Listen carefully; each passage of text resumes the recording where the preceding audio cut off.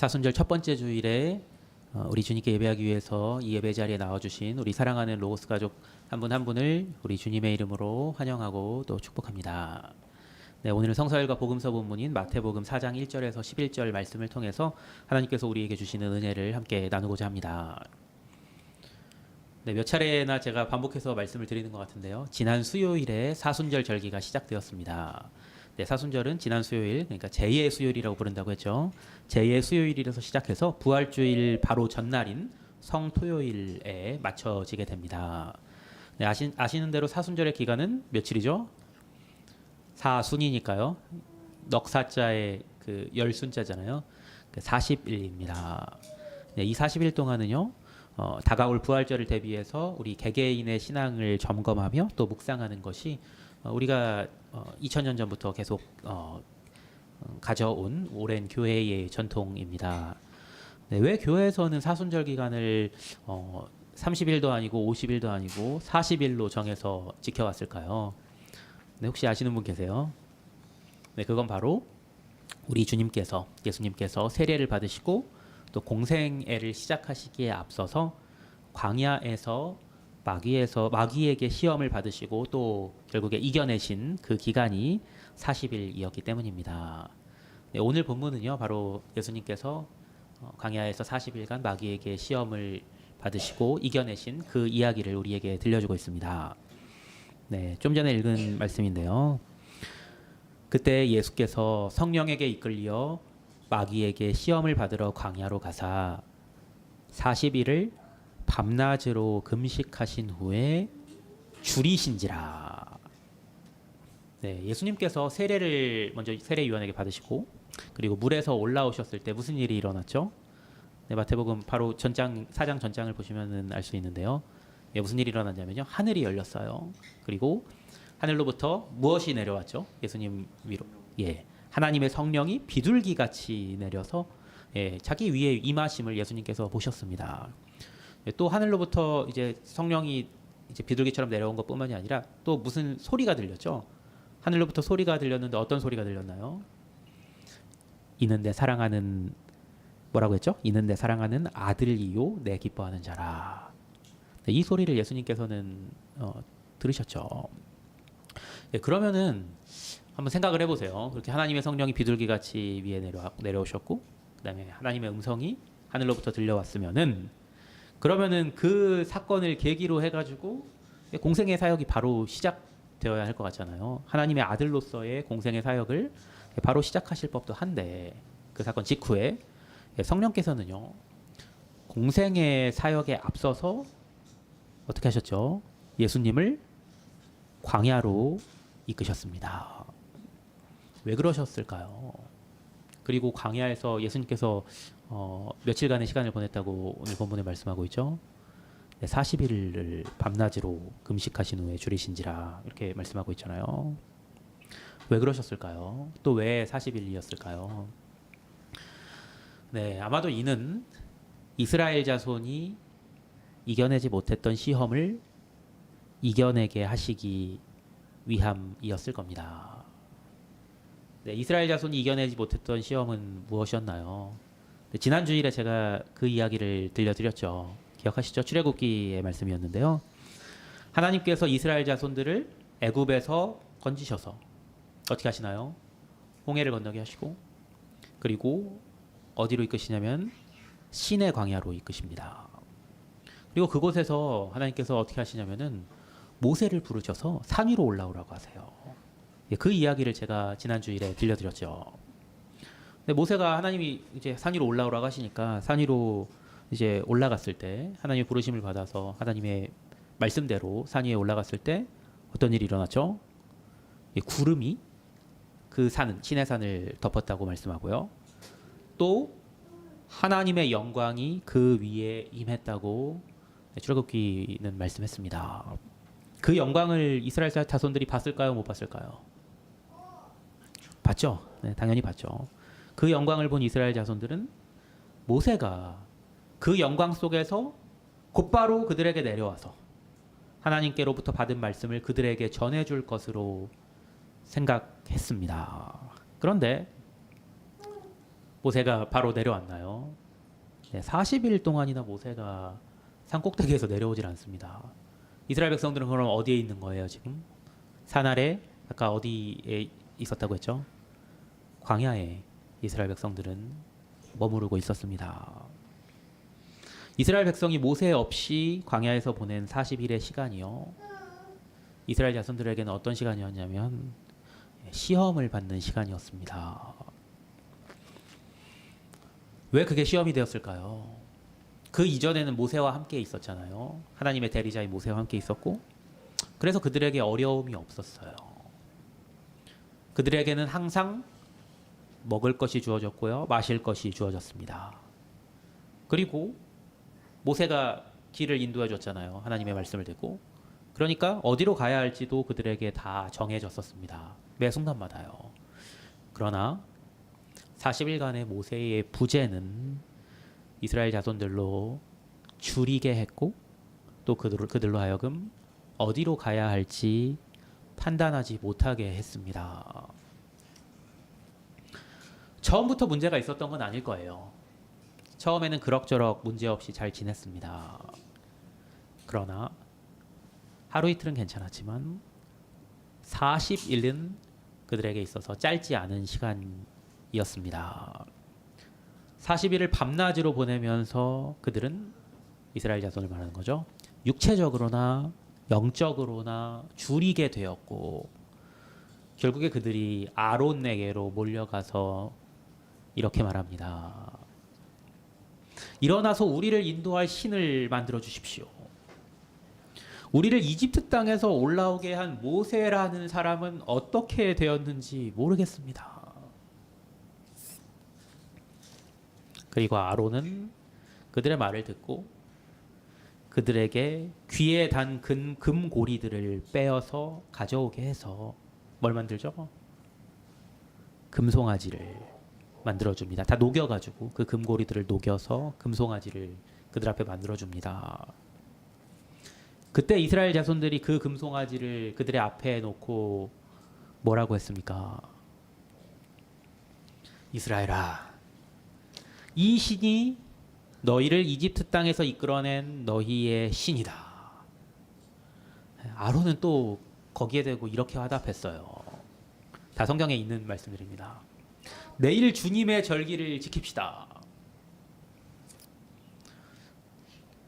이 말들을 들으면서 생각하셔야 할 것이 있습니다. 이스라엘 자손과 아론은 자신들이 한 행동에 대해서 어떻게 생각했을까요? 과연 그들은 자신들이 하나님께 범죄하고 있다고 생각했을까요? 네.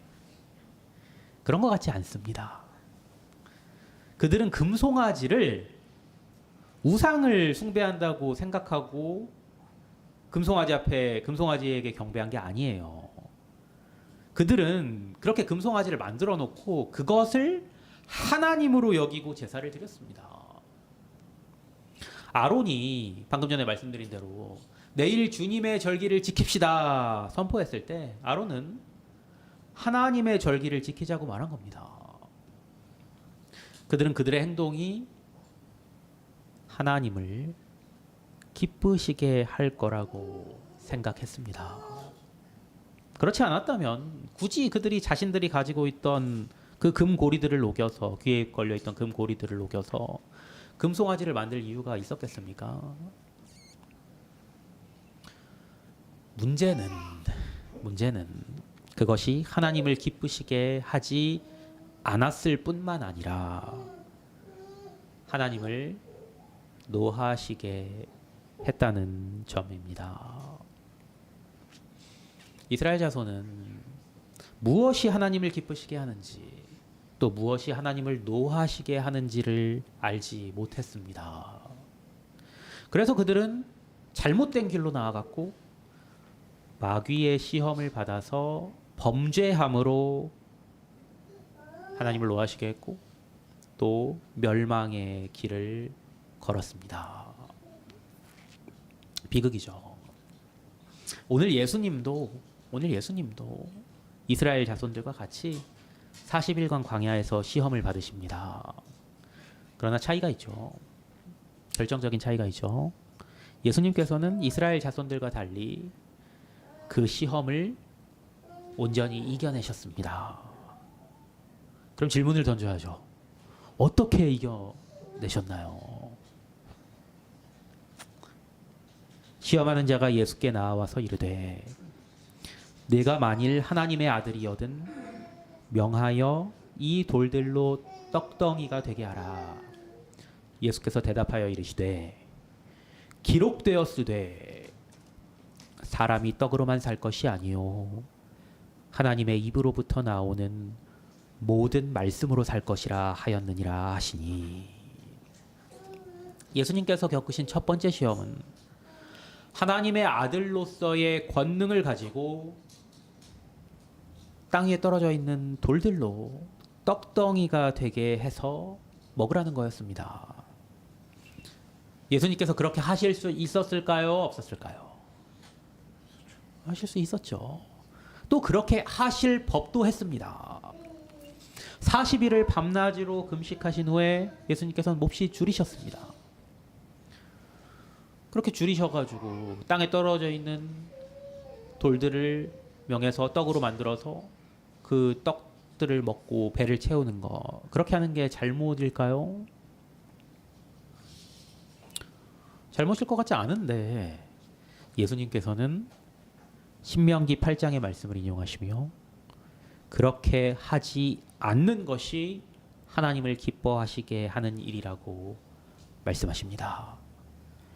그리고 말씀하신 대로 그렇게 하지 않으십니다. 두 번째 시험이 뭐였나요?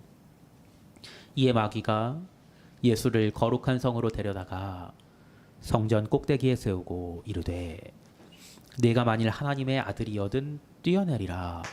기록되었으되 그가 너를 위하여 그의 사자들을 명하시리니 그들이 손으로 너를 받들어 발이 돌에 부딪히지 않게 하리로다 하였느니라. 예수께서 이르시되 또 기록되었으되 주 너의 하나님을 시험하지 말라 하였느니라 하시니. 이번에는 마귀가 예수님을 성전 꼭대기에 세우고 이렇게 말합니다. 네가 하나님의 아들이면 여기서 뛰어내려도 하나님이 천사를 보내셔서 너를 땅에 떨어지기 전에 붙잡아 주실 거야. 한번 이런 생각을 해봤어요. 예수님께서 이 마귀의 말을 따라서 그 성전 꼭대기에서 뛰어내렸다면 어떻게 되었을까요? 아마도 마귀의 말대로, 마귀가 틀린 말한 거 아니거든요. 마귀의 말대로 천사들이 나타나서 예수님을 땅에 떨어지기 전에 붙잡았을 겁니다. 그럼 이런 질문을 던져볼 수가 있어요. 그렇게 하는 게 잘못일까요?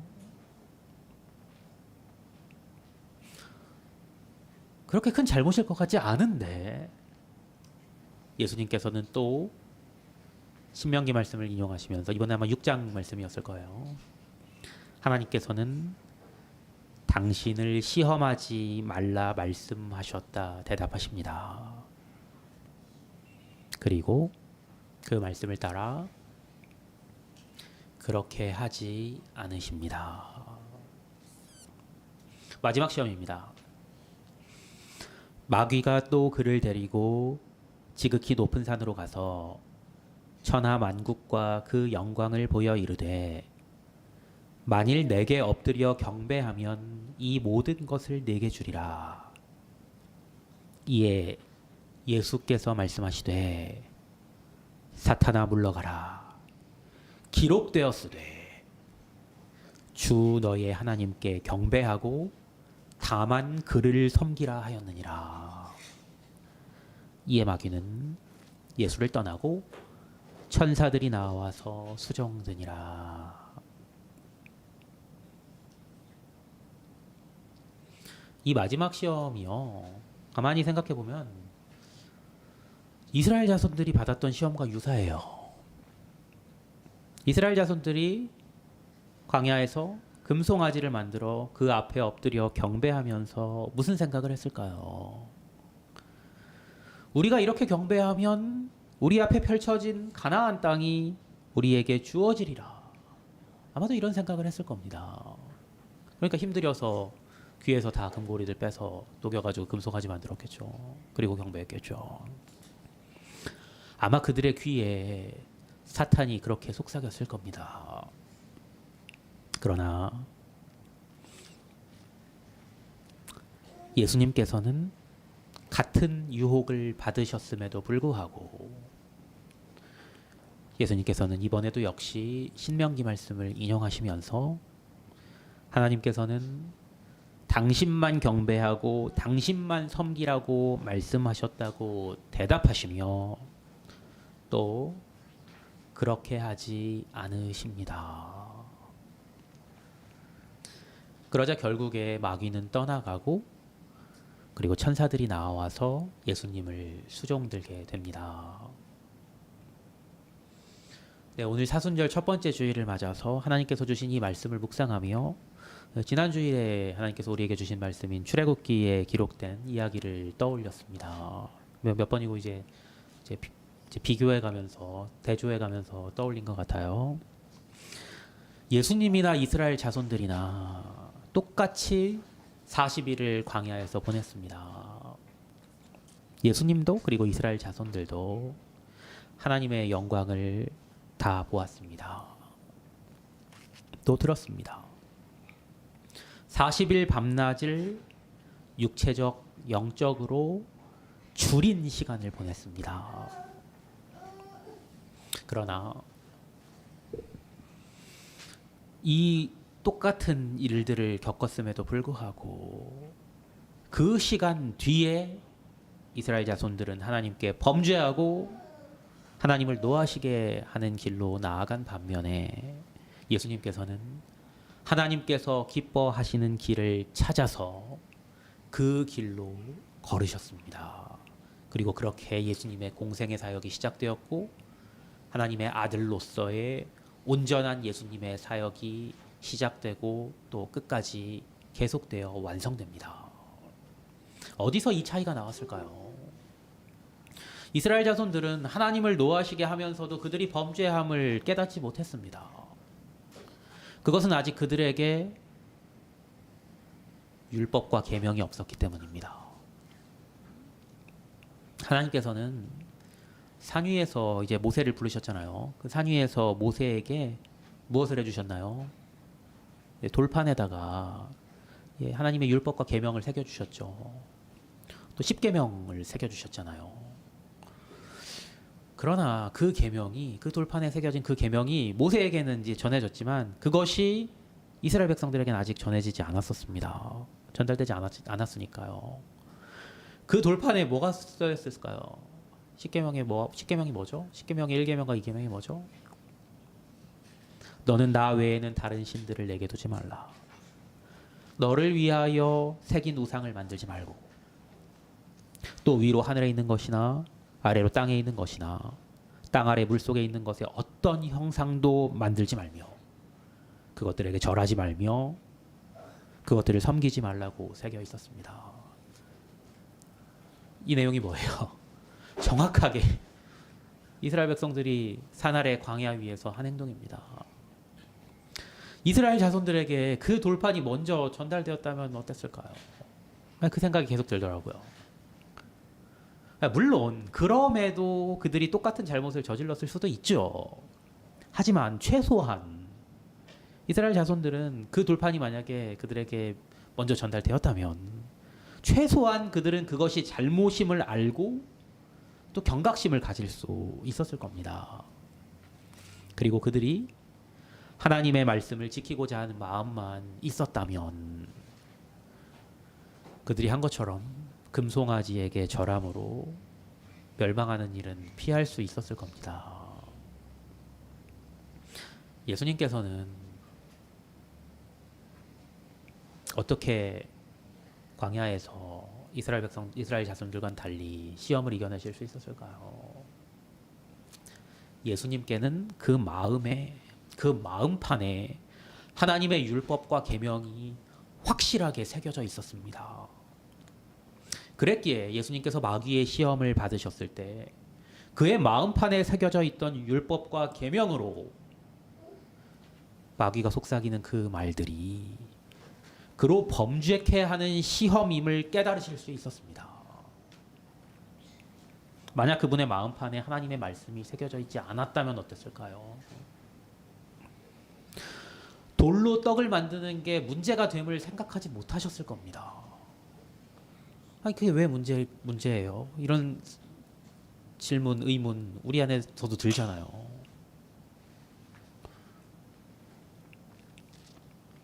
마찬가지로 성전에서 뛰어내려서 천사가 자신을 붙잡게 하는 거 그게 잘못임을 생각할 수 없었을 겁니다. 지금 우리가 생각해도 그게 잘못임을 깨닫기가 어렵지 않습니까? 그분의 마음판에 하나님의 율법과 계명이 새겨져 있지 않았다면 예수님도 이스라엘 자손들처럼 우상에게 절하면서 그것이 하나님을 경배하는 것과 같은 것이라고 착각하셨을지도 모릅니다. 사랑하는 여러분, 예수님과 이스라엘 자손들의 광야 40일을 보시며 무슨 생각들을 하셨습니까? 이스라엘 자손과 같이 되지 않고 예수님과 같이 하나님의 뜻을 분별해서 하나님을 기쁘시게 하며 살기 위해서는 우리가 무엇을 해야겠습니까? 우리는 날마다 우리 마음판에 하나님의 말씀을 새겨야 합니다. 그렇게 하지 않으면 우리도 이스라엘 자손과 같이 금송아지를 만들어 경배하면서도 내가 잘하고 있노라 착각하면서 먹고 마시며 흥청거리며 뛰놀게 될 수도 있습니다. 얼마나 큰 비극이겠습니까? 어려움이 찾아왔을 때는 더 위험합니다. 내 필요가 채워지지 않을 때, 내 몸이 아플 때, 내 마음이 아플 때 더 범죄하기 쉽습니다. 그런 때 눈이 가리워져서 넘어지지 않으려면 우리는 지금 날마다 하나님의 말씀을 가까이 함으로 하나님의 뜻이 무엇인지를 여러분 마음에 새기셔야 합니다. 우리 마음에 새겨야 합니다. 사랑하는 여러분, 날마다 말씀을 마음에 새기시는 사순절 보내시기를 우리 주님의 이름으로 권면을 드리고 축원을 드립니다. 기도하겠습니다.